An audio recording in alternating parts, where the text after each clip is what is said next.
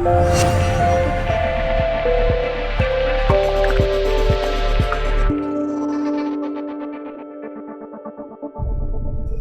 seen the tool path many times, the Mastercam dynamic milling tool path in the menu 100 times going through there to get to what I need to get to.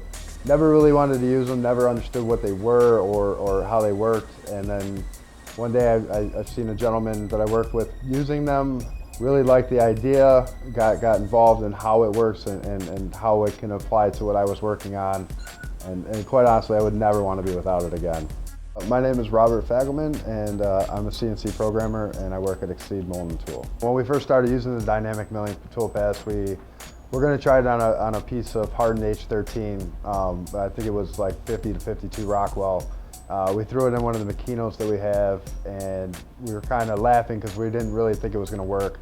But we were going to give it a shot and see how we could make out, because we really needed to get the job done. So we put it in there, started milling away, and it just kind of cut right through.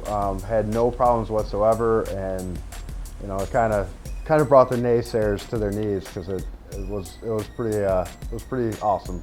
The biggest benefit of dynamic motion is tool life and speed of cutting and the ease that the tool path puts on the machine. So for example, we had a frame plate that we had to do, and it had a lot of pocket work in it. And originally I was going to go with insert cutters. And I probably had 6 insert cutters in the program.